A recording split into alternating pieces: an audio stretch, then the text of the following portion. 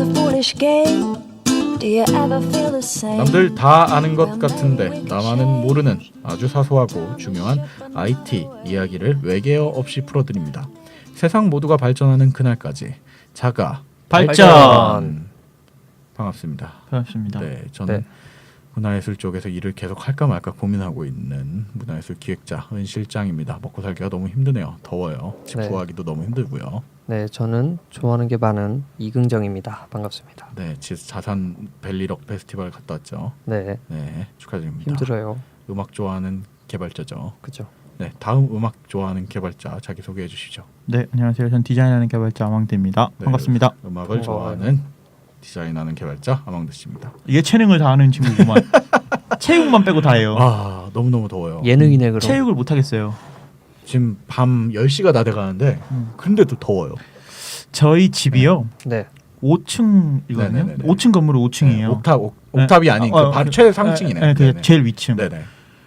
그러다 보니까 옥상에 있는 열이 집으로 다 들어오는 것 같아. 그 떼약볕에 주차된 검은색 자동차에 들어가는 느낌. 아니 밖이 더 시원해요. 집에 들어가는 거보다. 그 집에 차 딱 트렁크에 들어가면 들어간 느낌이에요. 아 근데 우리 집도 약간 비슷하거든요. 우리 음. 집은 단독 주택이니까 세모난 지붕이라서 조금 그 열을 덜 받는다고 하는데 그건 잘못된 말인 것 같아. 저희 집 제 방도 너무 더워가지고 네. 3시에 깨요. 땅 항상 3시에 요즘에 너무 더워서. 그래서 있나 보면 땀을 비오듯 흘리고 있어요. 그러면 3시에 샤워를 하고 다시 침대 누워서 핸드폰 하다가 자요. 또 되게 하루에 2잠씩 자는 그런 삶을 하고 있습니다. 저도 어저께 너무 네. 더워가지고 어떻게 하면 잘 수 있을까 이러다가 아 그래 맥주를 먹고 그냥 쓰러지듯이 자자 이러고 잤는데 자다 깼어요. 더워가지고. 네. 근데 이제 화장실 가고 싶어서 네. 근데 네. 현기증이 너무 나는 거예요. 그치 그러면 쓰러져요. 잘못하면 진짜로. 진짜로 제 인생에서 가장 현기증을 심하게 느껴본 것 같아요. 자다가 더위 먹은 거야? 아니 그 수분이 어. 탈수 현상이 온 거지. 아. 네. 저는 옛날에 이 집 살기 전에 옥탑에 살았거든요. 네. 근데 옥탑이 옥상에 있는 집을 약간 컨테이너 박스를 개조해서 집을 설치해 놓은 형태였어요. 그 집 집이 알죠? 아니구나. 네. 알죠? 와봤잖아. 네, 그냥 네. 가봤죠. 근데 이제 겉에서 보면 컨테이너인가 싶은데 집스러워. 아니 그러니까 겉에서 보면 되게 로망이지. 네, 남자들의 옥탑. 로망, 외관은 옥탑방, 괜찮아. 청춘의 로망. 근데 들어가서 두드려 보면 철근 소리 나고 이렇게 아 이거 컨테이너구나. 어. 근데 이제 거기서 그 집에 살 때 진짜 더웠단 말이에요. 네. 그 집에 살 때는 또 직장을 안 구하고 이제 프리랜서랍시고 깝치고 카페에서 맨날 일하던 시기였어가지고 네. 아침에 있나면 카페에 가서 하루 종일 있다 갔어요. 음. 근데 그날 중에 어느 날 진짜 더운 여름날 아침에 카페에 가야지 하고 있났는데 갑자기 이렇게 눈이 전기 빠지는 것처럼 갑자기 화면이 브라운관 꺼지듯이 팍 그렇게 꺼지는 거예요. 된다니까. 그리고서 눈을 떴더니 바닥에서 그 마룻바닥에 침 흘리면서 이렇게 자다가 기절했다 깼더라고. 그렇게 지난 된다니까. 시간 보니까 9시에 있났었는데 한 2시였어요. 그 2시에 있는 것도 더워서 깬 거야. 다시 더워서 깬 거야. 더워서 죽은 지 더위로 깨어났다는 네. 이야기를 들었습니다. 아무튼 너무 힘드네요. 그러니까 지금 남양 특집을 했어야 돼 사실. 너무 더워. 이렇게 더워질지 몰랐지. 그러니까요. 이렇게 더워질지 몰랐지. 더 오싹한 주제를 가져왔잖아요. 네, 너무 옥삭해요. 너무 어려워서 옥상하는 네. 건가요? 저는 네. 이번 주 주제를 잘못 선정한 것 같다는 생각을. 아니에요. 뭐 아니에요. 어디 있어? 네. 열심히 하면 되지. 그냥. 네, 그래서 저희가 자가 발전이 또 2016년 들면서 네네. 뭐 자가 컴퍼니도 하고 네. 뭐 이것저것 하고 있지 않습니까? 특집이 자가 많았지. 지니어스도 하고 있죠. 네, 이번 주는 이제 파일명에도 써있겠지만 자가 지니어스라는 이름으로 지니어스. 한번 천재들을 한번 소개를 해드릴까. 그러니까 네. 이 IT 쪽에 유명한 명인들을 또 만나보는 거죠. 유명한. 네. 아 근데 그때 우리 자가 발전, 자가 컴퍼니 넥슨 했잖아요. 네. 넥슨 지금 약간 상황이 좀 그렇잖아요. 왔다 갔다 하지. 야, 우리 마이너스에 손 대는 거야. 약간 그러니까. 한번 울트면. 근데 폰노이만은 이미 야 그리고 테슬라도 말했는데 테슬라도 약간 뭐 사고 나고. 좋은데? 무한도전 같이 돼가는 것 같아. 주호민 씨처럼 돼가는 것 같은데. 삼성 얘기는 안 했는데 왜 그런데 거긴? 아니 그분의 이름을 담지는 않았잖아. 아 그런가? 네, 그분의 이름을 담지. 아 가끔 부자 네. 때문에 이렇게 언급이 됐었어. 아 그렇지. 부자 그렇지. 얘기하다가. 캐딜락 맨으로 이제 그만해. 네. 타시겠네. 네. 탔다는 소문이 있더라고요. 그만하세요. 일단 그래요. 자가 지니어스. 예. 네.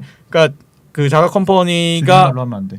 명가를 만난다고 한 명가 IT계의 명가를 방문해 보는 방송이라면 이 자가 지니어스는 그 IT계의 장인 명인들을 만나보는 위인전이지 네. 거의. KBS 원 같이 되고 있는 것 같아요. 저희 좀 약간 아니 점점. 제가요 네. 원래 이 지금 파일명에 써있겠지만 폰노이만 하다가 너무 어려워서 스티브 워즈니역을 하려고 그랬어요. 아, 중간에 바꿀 정도였어. 아 근데 너무 힘들어서. 스티브 워즈니악은 이 정도는 천재가 아니다. 이게 뭔 천재냐. 그냥 오덕일 뿐이야. 배 나온 아저씨. 이 정도는 돼야지. 네. 이 정도는 돼야 천재라고 할 수 있지 않나. 네. 그래서 폰 노이만을 데리고 왔군요. 네. 네. 한번 모시고 와봤습니다. 이분도 너무 센 사람들이 왔어. 옛날 사람이죠, 어쨌든. 예. 그렇게 옛날 아니에요. 아니 그러니까 100년 고인이시죠, 좀 어쨌든. 고인이십니다.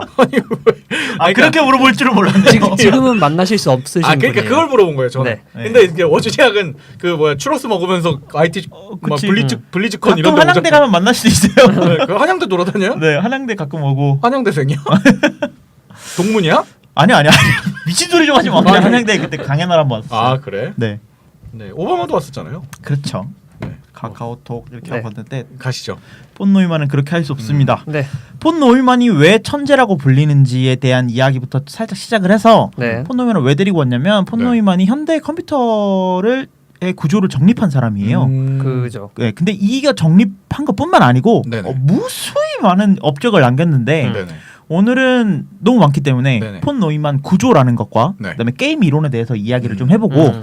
폰 노이만이 또 너무 천재다 보니까 여기에 얽힌 일화들이 굉장히 많아요. 네네, 네. 그래서 그 일화들을 이야기를 하면서 좀 썰을 네. 풀어 나가 볼까 합니다. 좀 그 일단 다소 기술적인 얘기가 나올 것 같아요, 느낌에. 저도 잘 몰라서 근데 잘 풀어서 한번 해보겠습니다. 그러니까 그 아예 모르는 사람을 듣는 저 같은 사람을 위한 느낌으로 풀어서 네. 해줬으면 좋겠고. 예. 근데 나 이거 그 시작하기 전에 본격적으로 시작하기 전에 네. 그 이제 IT 아니 음향 쪽에서 음. 그 문화예술 쪽에서 쓰면 뭐 공연할 때 마이크도 쓰고 이러잖아요. 음향 쪽에서 노이만이라는 브랜드가 되게 유명해요. 그냥 마이크 만드는 회사거든요. 엄청 세상에서 제일 비싼 마이크들을 만드는 회사예요. 상관이 있나요? 모르겠는데. 그게 아니라 노이만이나 이름이 많아. 이거 그래? 네. 그 찰스 같은 거야? 알리 뭐 이런 거. 알리는 알리바바고 또 알리바바도 있고. 그러니까, 그러니까 이 이름이 흔하니까. 흔한 이름인 네. 거야. 아, 죄송합니다. 그 아마 왜냐면 궁금해하는 사람들이 또 있겠지. 네. 그 이름이 그 헝가리 오스트리아 쪽에서 굉장히 많이 쓰이는 이름일 거예요. 철수 같은 철수. 철수. 음. 네. 그렇기 때문에 폰 노이만도 네. 헝가리 오스트리아 제국에서 태어나게 됩니다. 제국에서 태어났군요. 그렇죠. 없어진 나라에서. 그렇죠. 없어졌죠. 근데 그 나라의 그 표제어 같은 게 뭔지 알아요? 뭐예요? 우리는 사라지지 않는다. 멋있다. 약간 토렌트 트래커 사이트 같은데. 헝가리는 있잖아요. 그렇죠. 헝가리 오스트리아 제국이 없어진 거예요. 헝가리 그래요? 오스트리아 제국이. 네네네. 어쨌든 이 천재 중에 천재라고 불립니다. 폰 네. 노이만은. 그래서 1903년 12월 28일 날 태어납니다. 네. 그래서 1957년 향년 53세의 나이로 떠나요. 이렇게 젊은. 그쵸. 굉장한 굉장히 편이네요. 그렇죠. 굉장히 그 오래 시대에는 근데 수명을 끌어다 썼나? 아니야. 근데 그 시대에는 이 정도면 오래 산 거 아니야? 아니죠. 지금이라니까요. 900년. 거의 지금 20세기인데요. 그런가? 네. 뭐 그래요. 너도 그래요. 20세기 사람이잖아요. 나 21세기 사람이야. 너 20세기 사람이에요. 뭔 그래요? 소리야? 21세기 살고 있는데. 세기를 셀 줄 잘 몰라요. 네. 1 빼는 거 아니야? 네. 네. 그 이거 없어졌으면. 폰노이만 같은 경우에는 일생 동안 네네. 순수 수학을 하셨습니다. 순수 수학이요. 돈 안 되는 순수 학문을 자, 하셨구나. 보통 순수 수학 하셨습니다라고 하면 네. 아 대단하시다라고 하잖아요. 네. 그런 거예요? 순수 수학, 물리학, 응용 수학 이런 분야에 약 150편여의 논문을 남기고 세상을 떠납니다. 그래서 폰노이만은 뭔가 한 단어로 설명하기가 되게 어려운 사람이에요. 뭐 우리가 지금 얘기한다면 뭐 수학자라고 얘기할 수도 있겠고요. 네. 네네네. 물리학자라고 얘기할 수도 있고요. 음. 그러니까 수학, 물리학 두 개 같이 했죠. 네. 그다음에 뭐 발명가라고 말할 수도 있고요. 컴퓨터 공학자라고도 말할 수 있고요. 그리스 철학자 같은 거네. 그렇지. 뭐 갖다 붙이는 대로 그래서 다 되는 사람이에요. 다 했던. 그래서 뭐 한 분야만 파괴도 어려운 뭐 양자역학, 함수 해석학, 집합론, 위상수학, 컴퓨터 공학, 기하학, 수치 해석, 경제학, 통계학 여러 가지 분야에 업적을 안 남기기가 없어요. 그래서 천재들 사이에서도 네. 좀 같이 일하기 꺼려지는 사람. 지금 말했던 학문 분야를 다. 관심을 가졌다는 게 아니라 그 학문 분야에 어떤 탑이 됐다는 거죠. 국적을 남겼던. 거의 뭐 예를 들어서 네. 뭐 양자역학 같은 경우에는 지금 나타나는 초창기 개념들을 제시를 하고요. 그런 부분들에 대해서 굉장히 큰 업적들을 남기고 한 가닥 다 하셨구만. 할 거 다 했죠. 음. 이 사람의 일화는 2부에서 좀 이야기를 해보고요. 네. 이 폰 노이만을 이야기를 하려면 뭐 물리학도 얘기할 수 있고 뭐 수학도 얘기할 수 있고 굉장히 많은데 네. 일단 첫 번째로 컴퓨터 공학자로서의 폰 노이만을 얘기하려면 네네. 컴퓨터에 대한 이야기들 좀 해야 될 것 같습니다. 그죠. 네. 우리가 IT 저희 팟캐스트니까 아무래도 그 방향성에 맞는 그러니까 IT 서비스에 맞는 얘기를 하는데 풀어야겠네요. 물론 어디에 풀든지 다 풀 수 있는 인물이지만. 아 그렇죠. 그래서 지금 뭐 수학 팟캐스트 가도 네. 폰 노이만 이야기를 하고요. 지대전협에서도 할 수 있어. 그렇죠. 그런 그 뭐 물리학 팟캐스트에서 네. 할 수 있고.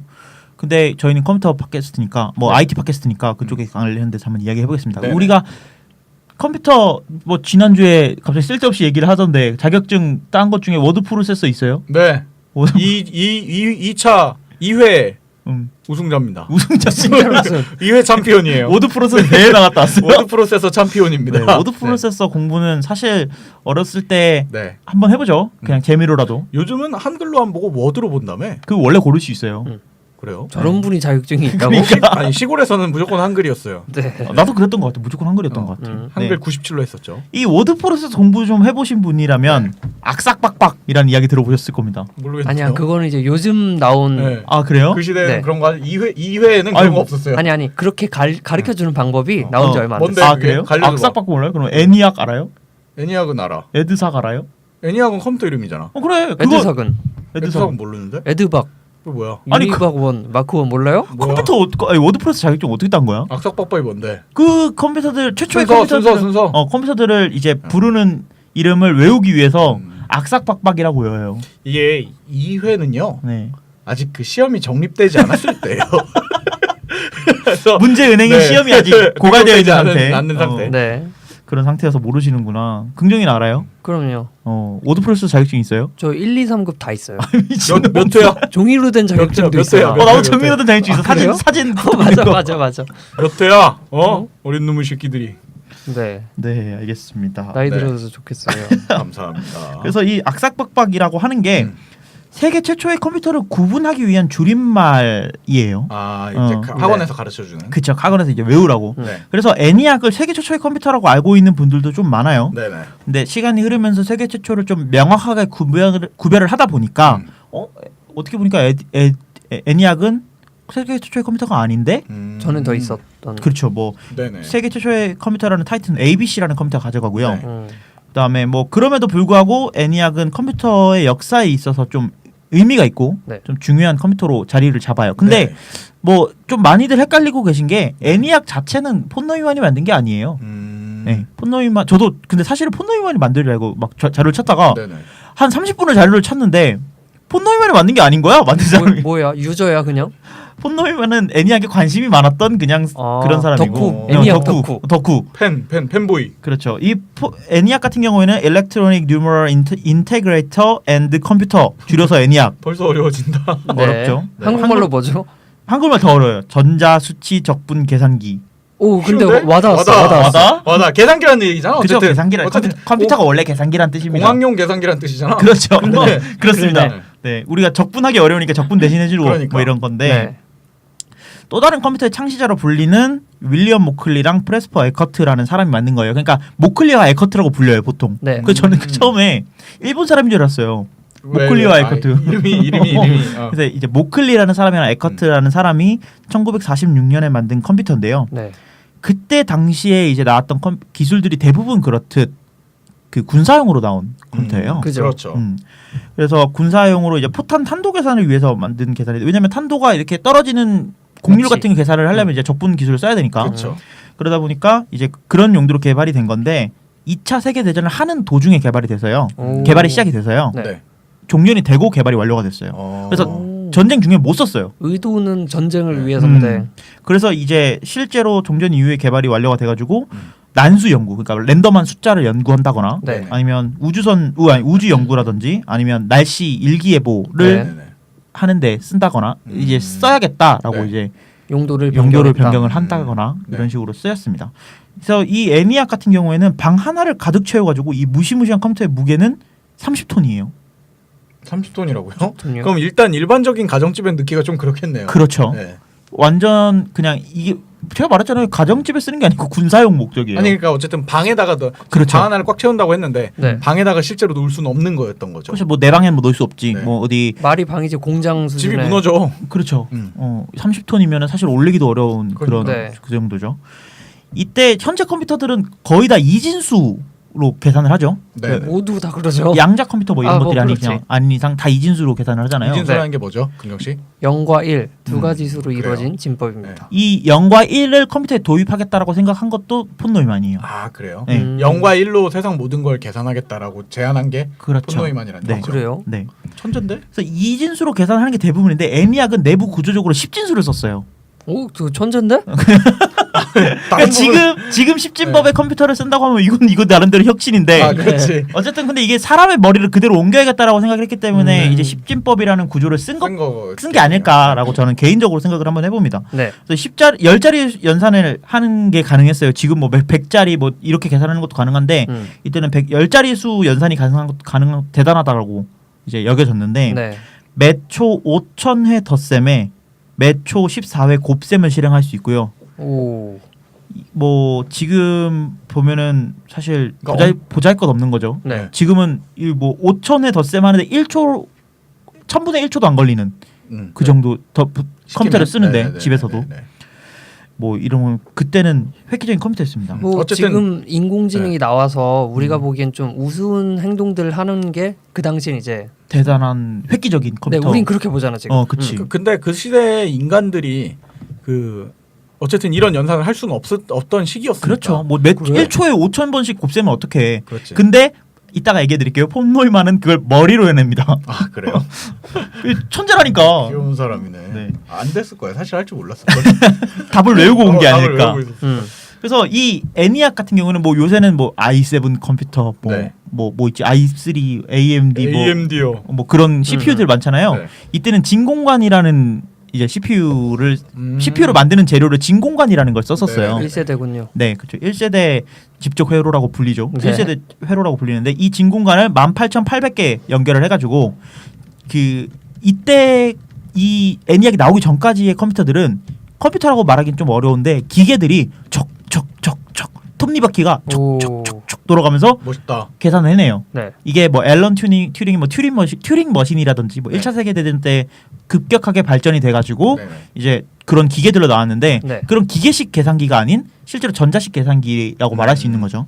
그래서 일렉트로닉 네. 컴퓨터라는 말이 붙을 수 있죠. 어, 그래서 그 기계들이 척척척 돌아가는 거는 물리적으로 돌아가는 것보다 네. 보니까 뭐 훨씬 빠르게 거기에 비해서 훨씬 빠르게 되겠죠. 계산 결과를 내놓을 수는 있죠. 네. 하지만 진공관이 몇 분에 한 번씩 계속 펑펑 터지는 거야. 아 이게 과부하를 못 버텨서. 그렇죠. 왜냐하면 열이 계속 발생을 하니까요. 네. 그렇죠. 진공관을 감싸고 있는 건 유리예요. 네네네 맞아요. 근데 이 유리가 고온에서는 깨질 수 있잖아요. 그렇죠. 그러다 보니까 몇 분에 한 번씩 퍽퍽 터지는 거야. 네.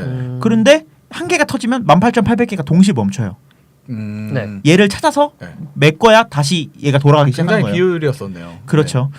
그리고 이제 아까 30톤이라고 했잖아요. 네. 이 30톤이라는 무게답게 전기 사용량도 어마어마해가지고 네. 네. 한 번 작동을 시작하면 동네 가로등이 막 번쩍번쩍 거릴 아, 정도였다고 그래요? 해요. 오, 나쁜 놈들. 그러니까 이게 아무데나 설치할 수가 진짜 없는 거였겠네요. 네. 그 정도 전기도 제공이 가능한 곳에다가 설치를 했겠지. 그렇죠. 그렇게 이제 정부에서 뭐 쓴다거나 그렇죠. 뭐 그런 네. 식으로 썼겠죠. 음. 근데 이제 이 애니악의 가장 큰 단점이 뭐였냐면 외부 프로그램 방식을 쓴다는 거예요. 이게 무슨 말이냐면 네. 은 실장 그거 알죠? 신디사이저 네. 이렇게 큰 거 있으면은 네. 이렇게 전선 여기다 꽂으면 여기다 꽂으면은 그렇죠. 소리 소리가 바뀌고 바뀌죠. 그러잖아요. 네. 이게 좀 쉽게 좀 설명해 주세요. 그거. 그러니까 그 신디사이저 자체가 소리를 지금 아까 말했던 그 모노 신디사이저 최초의 신디사이저들을 보면 그러니까 삐 하는 소리밖에 못 내요. 네네. 그 삐 하는 소리를 아까 말한 대로 전기의 흐름을 여기서 여기로 강제로 바꾸는 거예요. 선을 꽂아서. 그러니까 뭐라고 설명해야 되지? 왜 우리 고등학교 시간에 전기 도구 같은 거, 과학 상자 같은 거 만나면 네. 뭐 병렬은 이렇게 연결하고 직렬은 이렇게 연결하고 하면 전기가 다르게 흐르잖아요. 네네. 그게 신디사이저에 있어서 삐 소리를 다르게 꽂으면 소리의 형태가 바뀌는 거예요. 음. 그래서 그거를 이용해서 새로운 소리를 만드는 게 이제 최초의 신디사이저 방식인데 네. 아날로그 신디사이저라고 하죠. 네, 그게 이제 거시기인 거지. 그러면 이제 그게 쉽게 말하면 전기의 흐름을 바꿔주는 거죠. 그렇죠. A에서 B로 가는 거를 음. A에서 B를 건너뛰고 C로 가라. 뭐 혹은 A 다시라는 곳에 갔다가 B로 가라. 이렇게 그러면 바꾸는 소리가 거죠. 바뀌게 되는 그렇죠. 거죠. 네. 애니악도 똑같은 원리를 썼었어요. 그래서 이게 양쪽에 이어폰 선 같은 게 있는 거야. 네네. 양쪽 이어폰 선 같은 게 있어서 여기다 꽂고 여기다 꽂으면 얘가 뭐 1에서 뭐 7로 가라. 뭐 또 선들이 그래서 몇백 개가 연결이 되는 거예요. 1 곱하기 7을 네. 해라 뭐 이런 것들. 그렇죠. 네. 그리고 뭐 예를 들면 스위치가 배선 같은 게 다 따로따로 있어가지고 얘를 여기서 여기 이 컴퓨터에서 저 컴퓨터로 연결하는데 음. 얘는 적분한 결과값을 저쪽으로 넘겨서 아. 요즘은 그냥 변수 하나에 담아놓으면 되는 그런 그쵸, 그런 네. 것들을 네. 실제로 아날로그 사람들이 했군요. 뛰어다니면서 네. 선을 연결해야 돼. 30톤이니까 얼마나 크겠어요. 방을 뛰어다니면서 선을 그치. 연결해야 되는 거야. 잘못 꽂아봐. 여기저기 돌아다니면서 이제 실제로 이제 내가 전기가 되는 거야. 어떻게 보면 내가 전기가 되면서 그치. 돌아다니면서 네. 요즘으로 따지면 그냥 몇 글자 이렇게 따다닥 치면 되는 거를 돌아다니면서 네. 실제로 이 구멍 꽂았다 저 구멍 꽂았다 이렇게 해야 되는 거예요. 네. 이런 과정들을 프로그래밍 한다라고 말했어요. 음. 그래서 이때 당시까지만 해도 소프트웨어라고 말하면 내가 소프트웨어 프로그래머다라고 네. 하면은 여자들이 굉장히 많았어요. 이걸 뛰어다니는 사람들. 네, 왜냐하면 굉장히 남녀 차별이 심했잖아요. 그쵸. 그러니까 하드웨어만이 중요한 시대인 거야. 그래서 중요한 하드웨어는 남자들이 만들어. 네. 근데 소프트웨어는 천한 게 된 거예요. 그렇죠. 그때 그냥 당시. 머리 쓰고 그냥 앉아가지고 그냥 이거 선 돌아다니면서 뛰고 음. 그런 것들은 여자를 시킨 거야. 그래서 그때 당시에 음. 훌륭한 프로그래머들이 여자들이 굉장히 많았대요. 맞아요. 최초의 프로그래머도 여성분이죠. 아 네. 진짜요? 네. 뭐 최초로 최초로 왜 이래? 우주에 보낸 달을 쏜 달에 쏜 그 로켓에 소프트웨어도 들어간 알고리즘. 여자분이 네. 만드셨고 아 진짜요? 네. 그럼 이게 그대로 말했던 지금 현대에 말하는 컴퓨터 프로그래밍과 연결이 됐어요. 이 사람들이 발전해서. 네. 그리고 어떻게 보면은 그때 당시에 그 저희 스파이 영화 같은 거 보면요. 네. 그 전화 이거 교환대 연결해 주시는 분들이 음. 실제로 다 여자였단 말이에요. 교환원. 네. 근데 그 일을 하던 사람들이 이쪽 군 쪽에서는 이런 일을 했었을 테니까 착출돼서. 그러네. 이게 네. 교환원 얘기가 나와서 말인데 네. 이게 교환원이었다고 말해도 될 것 같아요. 전기들을 음. 실제로 여기 꽂았다가 저기 꽂았다 하는 것들을 교환하는. 그러니까 막연히 그냥 생각해 보면 그때 당시에 뭐 요즘이나 옛날이나 똑같이 그 위에 있는 관료들이 생각하기에는 결국 같은 일이었을 거란 말이에요. 그럼 뭐 그렇게 뽑아서 써 이렇게 썼겠지. 그렇겠죠. 지금 이제 얘기가 프로그램 외장 방식 얘기를 하다가 지금 이렇게 흘러갔네요. 흘러왔는데 네네네. 그러면 지금 프로그램 외장 방식이라는 게 이런 프로그램들이 다른 위치 물리적으로 저 네. 멀리 한 30m 뒤에 이렇게 있어서 이 프로그램을 쓰려면 선을 갖다 꼽고 이렇게 외장형으로 되어 있었다. 이 프로그램을 쓰려면이 아니고 그 프로그램을 만들려면 그렇게 되는 거죠. 네. 네. 근데 이제 폰 노이만이 이걸 애니악을 이렇게 가만히 보고 있다가 네. 애니악이 워낙 컴퓨팅 쪽에 관심이 많았으니까 네. 애니악을 보고 있는데 저게 너무 불편해 보이는 거야. 저걸 내장하면 어떨까? 라고 생각을 하게 됩니다. 지 혼자 네. 바꿔 꽂히게 되면 어떨까? 그렇죠. 네. 그래서 이 애니악에 관심이 많아서 이 애니악을 이용해서 폰 노이만 구조를 확립하게 되고요. 네. 폰 노이만이 제창한 게 바로 프로그램 내장 방식이라고 해요. 네, 맞아요. 네, 그래서 좀 지금 얘기만 들어도 아까는 막 뛰어다니고 했던 게 좀 없어질 것 같죠. 내장했다고 하니까. 네. 그래서 배선을 들고 다니는 구조에서 컴퓨터 내부의 프로그램을 내장하는 방식을 이제 고안을 하게 되고요. 네. 그래서 이 프로그램 내장 방식 같은 경우에는 폰 노이만 구조라고 불리는데 이게 현대적인 지금 뭐 집에 여러분들 컴퓨터 갖고 있고 네. 맥북 하나씩 갖고 있잖아요. 네. 노트북 하나씩 갖고 있잖아요. 네. 이 노트북에도 다 폰 노이만 구조가 적용이 돼 있다고 보시면 돼요. 맞아요. 네, 넓게 보면. 왜냐면 우리가 컴퓨터 뜯어가지고 배선 연결하지 않잖아요. 그렇죠. 이거 컴퓨터 안에 네. 이제 연산하는 장치들을 다 내부에 갖고 있는 것들을 그러면 폰 노이만 방식의 핵심은 CPU를 말하는 거예요. 요즘 세대로 치면. 그렇죠. 아니면- CPU 안에 네. 사실은 이 30톤이라는 무게를 다 갖고 있는 게 사실은 지금은 몇 그램 안 되는 이 CPU 안에 다 들어갔다라고 보시면 되거든요. 그래요? 그러니까 CPU를 광고하는 영상을 보면요, 막 CPU가 번쩍번쩍 빛나는 네네. 확대해서 들어가잖아. 막 들어가잖아. 확대해서 그냥 들어가면 막 번쩍번쩍 거리잖아. 네. 사실- 보거스처럼. 근데 실제로 진공관 같은 경우에는 진공관 시계 같은 거 검색 한번 해보세요. 네네. 네. 빛이 나요. 그렇죠. 맞아요. 네. 이 빛이 왜 나냐면 전기가 흐르고 있다는 증거거든요. 네네네. 똑같이 그거를 직접 회로 안에 넣었다 뿐이지 하는 역할 자체는 똑같아요. 근데 1과 이- 0을 계산하는. 그렇죠. 근데 이 진공관 하나하나를 연결하는 선을 하나의 CPU에 넣었다는 것 자체가 어떻게 보면 혁신이고 어려운 방식이거든요. 근데 그 구조가 그것보다 나은 구조가 사실은 몇 번 시도가 됐지만 보편적이고 그다음에 구현하기 쉽고 네네네. 그렇다 보니까 프로그램 내장 방식 폰 노이만 구조가 현대까지도 잘 이어져서 오고 있다는 거죠. 아니 이렇게 좀 쉽게 설명을 해주니까 이해가 가는데 네. 그 막 워드 프로세서 공부할 때는 임마 폰 노이만 프로그램 내장 방식 외워. 맞아요. 그렇게 해야 되는 거야. 그래서 그 이름은 아는데 네. 이게 뭐 하는 건지 대부분의 자격증들은 다 그래요.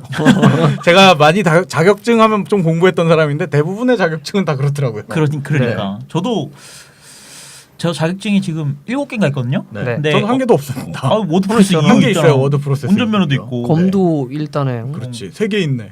대단하네. 검도도 자격증이야? 자격증이지. 그런가? 어쨌든 그런 저 자격증이 7개인가 있는데 네. 네.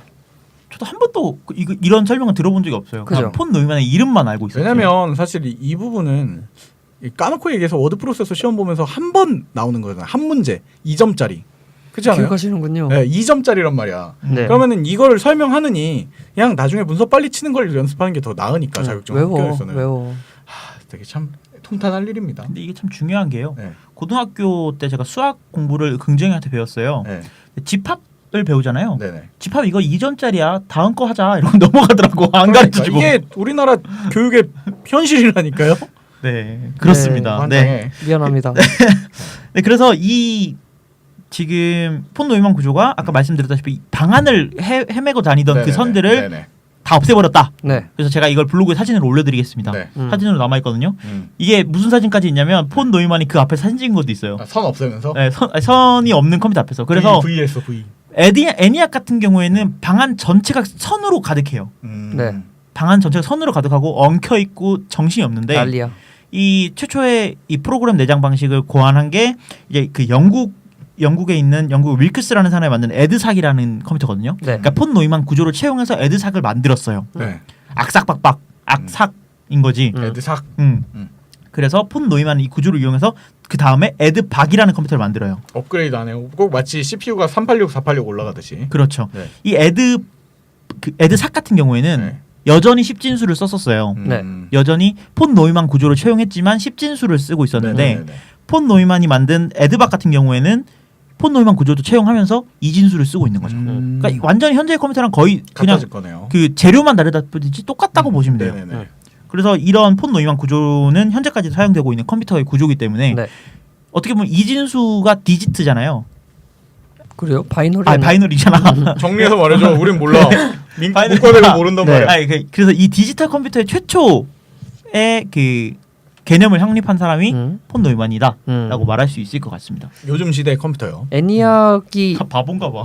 애니악이 네. 폰노이만이 손을 안 댔다고 했잖아요. 네네. 그 이후 컴퓨터에는 하나씩 전부 다 손길이 닿는 건가요, 그럼? 그렇죠. 아니 그폰 노이만이 제창한 방식에 대한 영향력이- 것들이 다 영향이 들어간 거죠. 저작권을 그때부터 받았다고 친다면은 아마 갑부겠지 갑부. 실제로 이 특허가 등록이 돼 있는데요. 네. 특허가 등록돼 있는데 폰 노이만 같은 경우에는 폰 노이만이 굉장히 영리하다고 느끼는 게요. 네네.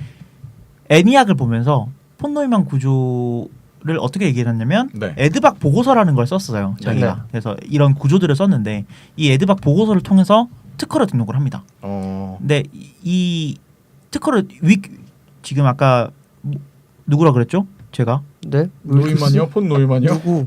너무 많이 나왔어. 네. 모클리와 에커트 네. 그 사람들을 소개해준 장군이 한 명 있었어요. 네네. 그 장군이 이 모클리와 에커트를 보여주면서 야 에드박 보고서라는 걸 내가 갖고 왔는데 이거 한번 볼래? 이렇게 된 거야. 그래가지고 얘네가 실제로 그걸 먼저 만들어요. 네. 프로그램 내장 방식. 그래서 이거 에커트 방식이라고 불러야 된다라고 네. 말하는 먼저 만들었으니까. 하는 게 있는데 뭐 먼저 특허 등록했는데. 그치. 그래서 법적으로 해. 법은 그게 짱이야. 법으로 가는 거죠. 네. 그래서 폰 노이만 구조. 아무튼 폰 노이만은 잠깐 중간 정리를 하자면 폰 노이만의 구조는 그 지금까지도 나와 있는 모든 CPU의 기본 방식을 다 적용이 되어 있는. 네. 성립한 거라는 거죠. 그렇죠. 네, 뭐 굳이 이제 관심 없으신 분들은 굳이 여기까지는 이제 자세한 것들은 알 필요가 없고 네. 그 정도만 일단 알고 있으면 될 것 같습니다. 네, 두 번째로 폰 노이만이 제창한 게 게임 이론이라는 걸 또 제창을 했어요. 그건 뭐예요? 우리 요즘 하는 게임에 대한 기본 이론. 마약류 단속 이런 거예요? 마약류 단속법, 마약 이론. 마약 제조법 이론. 그럴 네. 수도 있는데 네. 이 레시피. 게임 이론 같은 경우에는요. 당신이 하고 있는 게임에도 적용이 되고요. 네. 경제학에도 적용이 되고 통계학에도 적용이 되고 거의 네. 모든 분야에 다 적용을 시킬 수가 있어요. 말이 게임 이론일 뿐이지 사실은 아니지. 모든 게 게임이란 얘기지. 아 그렇지. 그렇지. 우리의 너 우리의 삶이 게임이란 얘기지. 너말 되게 잘한다. 모든 게 다 마약이야. 저 사실 문과였습니다, 여러분. 네. 그렇지. 삶이 게임이군요. 네. 그 뭔가요 게임 이론이라는 네, 건. 게임 이론은 그 마찬가지로 폰 노이만에 의해서 만들어진 응용수학의 한 분야예요. 그러니까 네. 이 분야 자체를 만들어 버렸다고 말했죠. 게임 이론만 연구하시는 분들도 계세요. 이제는 요즘은 현대 그렇죠. 와서는 그렇죠. 그래서 게임 이론 같은 경우는 사회과학이나 특히 경제학에서 굉장히 많이 사용이 됩니다. 그래서 네. 주식이나 네. 뭐 이런 투자나 뭐 이런 것들을 하실 때 네. 게임 이론을 활용해서 뭐 그 긍정이는 잘 알고 있겠지만 주식 뭐 이렇게 1초마다 돈 왔다 갔다 하는 거 네. 그 뭐라고 하죠? 트레이딩 트레이딩 말고 그 왜 어떤? 컴퓨터가 하는 거 시스템 트레이딩. 네. 네. 네. 시스템 트레이딩을 하는데 기본적으로 기저에 깔려 있는 이론이 게임 이론이라고 하더라고요. 시스템 트레이닝이 뭐예요? 자동 판매, 자동 구매 같은 건가? 그렇죠. 그러니까 네. 그 주식을 하잖아요. 네네. 그럼 이제 우리가 개발할 수 있어요. 프로그래머처럼 네네네. 언제 팔아라, 언제 사라. 네네네. 그걸 이제 만들어 놓고 프로그램을 돌리는 거죠. 네네. 이 주식 같은 경우에는 네. 1초에도 주식 시장이 계속 변동이 되잖아요. 그쵸. 근데 사람이 이걸 눈으로 보고 손으로 매도하고 매수하기에는 못 따라간단 말이에요. 네. 그러니까 컴퓨터가 그걸 자동으로 해주는 거예요. 근데 이런 소프트웨어를 만드는데 기저에 깔려 있는 게 게임 이론인데, 게임 이론이군요. 네, 그렇죠. 이 게임 이론 같은 경우에는 이제 게임이라는 이름에 붙어 있듯이 네. 게임 참가자들이 상호작용을 하면서 네. 좀 변화해가는 상황을 이해하는 데 도움을 줄 수 있는 이론입니다. 그래가지고 뭐 요즘은 생물학, 정치학, 컴퓨터 공학, 철학 이런 데도 많이 쓰이고요. 네네네. 그래서 매 순간이 어떻게 행동하는 게 이득이 될지 아. 그런 것들을 연구하는 분야인 거예요. 하긴 현대에 나와 있는 모든 게임들은 다 그것이 깔려 있겠네요. 왜냐하면 게이머는 무조건 승리를 위해서 움직여야 되는 게 기본이니까. 그렇죠. 네. 그래서 게임 이론 같은 경우에는 뭐 게임에 참여해 있는 사람들의 행동 유형에 따라서 룰, 진행 방식에 따라서 협조적 게임, 비협조적 게임 이런 것들이 있고 제로섬 게임이나 넌제로섬 게임 뭐 이렇게 나뉘어져요. 네네. 그리고 뭐 대칭적 게임이라는 것도 있고 그 서로 힘을 가진 게 네네. 대칭인 경우가 있고 네. 뭐 가위바위보 같은 경우는 너도 나도 다 대칭이잖아요. 스타크래프트 같은 거죠. 그렇죠. 네. 근데 뭐 이제 힘의 구조가 달라지는 그런 게임들도 있고 네네네.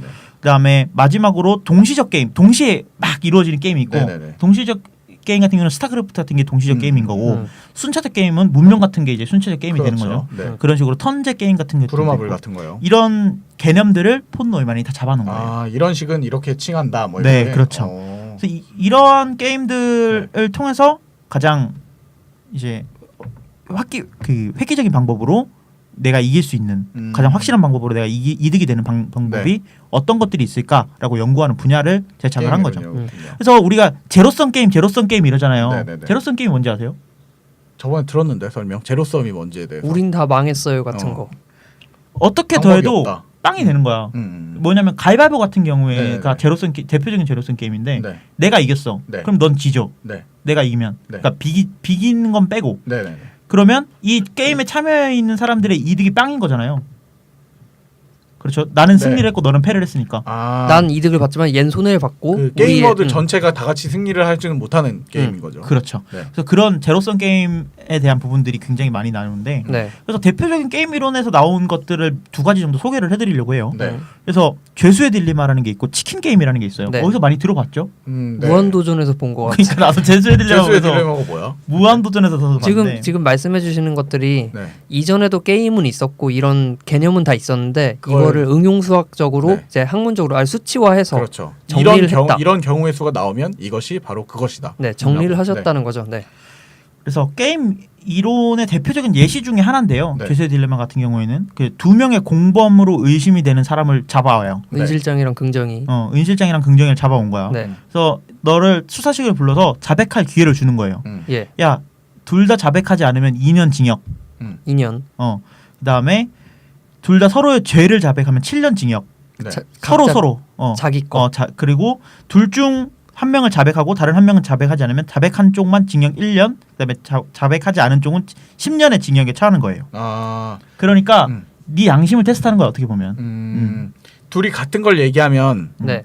형량이 엄청 줄어드는 거고 자백하면 그런 거죠. 둘 다 자백하지 네. 않으면 형량이 2년이에요. 아, 기본은 2년에 깔려 있는 건데. 그렇죠. 둘 다 자백을 안 하면요. 그리고 한 명이 자백을 하면 한 명은 자백을 한 한 명은 1년이고 네. 자백을 안 한 한 명은 10년을 10년이요. 맞는 거야. 네. 그럼 아까 전에 둘 다 뭐 했을 때 7년이라고요? 둘 다 자백하면 어. 7년. 아, 눈치 게임 같아지는 눈치 거네. 게임이에요. 그죠? 죄수의 딜레마는 진짜 그냥 눈치 게임이에요. 쉽게 말해서. 그래서 이런 상황에서 네. 용의자는 자백을 하는 게 이득인지 네. 아니면 자백을 하지 않는 것이 이득인지를 따지는. 뭐가 이득일까요? 다 같이 자백을 안 하기로 입을 맞추고 들어갔으면 네. 다 같이 2년만 살다 나오는 거잖아요. 근데 한 놈이 불면 난 1년만 살잖아.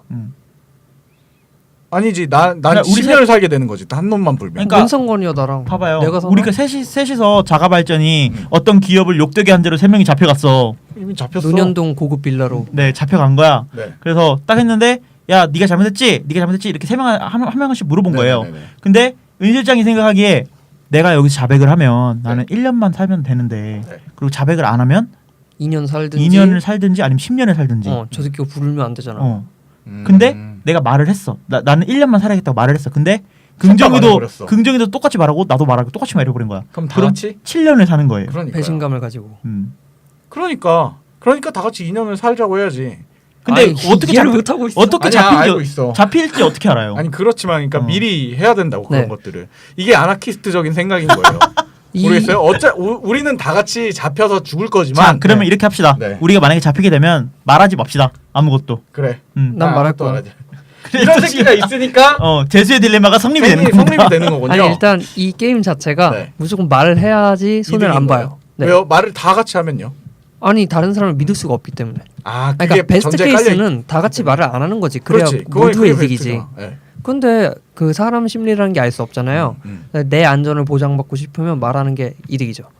이게 죄수의 딜레마를 더 본격적으로 하다 보면 그 물어보는 쪽에서 어떤 달콤한 또 제안을 해서 한 명만 말하게 만들어 버릴 수도 있겠네요. 뭐 그렇게 만들 수도 유도는 할 수 있겠지. 무한도전 같은 경우에는 그 요구르트를 주더라고요. 아, 그래요? 네, 요구르트를 줘가지고 네. 요구르트에 대한 부분들을 이제 유혹을 네. 하더라고요. 정준하 씨한테. 근데 아무튼 그 지금 말한 대로 베스트 케이스니까 수학적으로 나온 이 폰놀만의 게임 이론을 그럼 해설지도 줄 거 아니에요. 수학 익힘책을 주면은 원래 해답지도 주는 거란 말이야. 네. 그러면 거기에도 나와 있을 거 아니에요. 어떤 쪽이 더 현명한 방식인지. 그건 이제 네. 상황에 따라 다르겠죠, 사실. 네네. 왜냐면 우리가 말한 것처럼 인간 간의 관계라면 네. 말하는 게 이득일 것이다라는 주장도 있고, 네네. 만약 수학적으로 따지자면 은 실장 말대로 모두가 입을 닫고 있는 게 정답이고. 네, 무조건 담는 게 그죠. 정답일 테고. 음. 넘어가시죠. 네, 두 번째는 힘들다. 이제 치킨 게임이라는 네. 이론도 있습니다. 네. 치킨 게임이 뭐냐면 닭싸움은 아니고요. 싸움이잖아. 먹는 건가? 치킨 게임이랑 먹고 배가 싶다. 고픕니다. 그러니. 어쨌든 이 치킨 게임은 뭐냐면 네. 그냥 닭대가리들끼리 싸우는 거예요. 맞아요, 무식하게, 맞아요. 네. 뭐냐면 내가 한 방을 쳤어. 네. 음. 한 방을 쳤어요. 그러면 다른 한 방에서 다음번에는 이렇게 칠 거니까 회피를 해야지. 네. 회피를 하고 내가 이렇게 어퍼컷을 날려야겠다. 네. 이렇게 생각을 해야 되는데 그게 아니고 서로 그냥 내가 더 세게 쳐야지. 내가 더 세게 쳐? 쳐? 쳐? 내가 쳐? 내가 그만해 미친놈들아. 이런 식으로 그냥 내가 세게 치면 상대방이 더 세게 하고 또 세게 나오면 그 우리가 네. 그거랑 같은 거 그 누가 더 높은 올라가나. 아. 네가 높게 해? 네. 난 더 높게 높게 이렇게 하다 보면 결국 모두가 목이 쉬고 그냥 모두가 손해를 보는. 모두가 손해를 그죠. 보는 그런 거죠. 치킨 게임은 이런 건데 이게 치킨 게임이 가장 많이 일어나고 있는 데가 바로 우리나라 기업입니다. 맞아요. 기업이죠. 네. 서로 가격 인하 이러다가 마트들 봐봐. 서로 그냥 다 망하고 소상공인들이 이런 짓을 많이 하죠. 아니 네. 이마트 홈플러스 이런 데 보면요. 하루에 그쵸. 가격이 3번 바뀌어요. 아 그래요? 네. 왜냐면 다른 기업을 보고 쟤네 얼마래? 얼마래 하고 바로 내리고 그래서 거긴 아예 대놓고 표방을 하잖아요. 자기들보다 더 싼 걸 가져오면 최저가 맞춰주고 상품권 드립니다. 사실 그래서 소비자 입장에서 치킨 게임 하는 게 그렇게 좋은 나쁘진 거죠. 않아요. 네, 소비자 입장에서 이득이 좋은 거예요. 있긴 하지. 이득이 있긴 하죠. 근데 그게 결국 그네들의 그 파멸로 이루어지는 거죠. 네. 그러다 보니까 이런 게임 이론들이 네. 나올 수 있는 기반을 마련해 준 게 바로 폰 노이만이라고 말할 수 있을 것 같습니다. 대단한 형씨네. 그렇죠. 그래요. 네. 네, 그래서 1부는 여기까지 하고 재밌네요. 일단 네.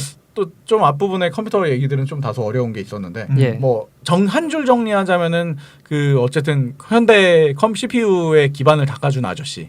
그렇죠.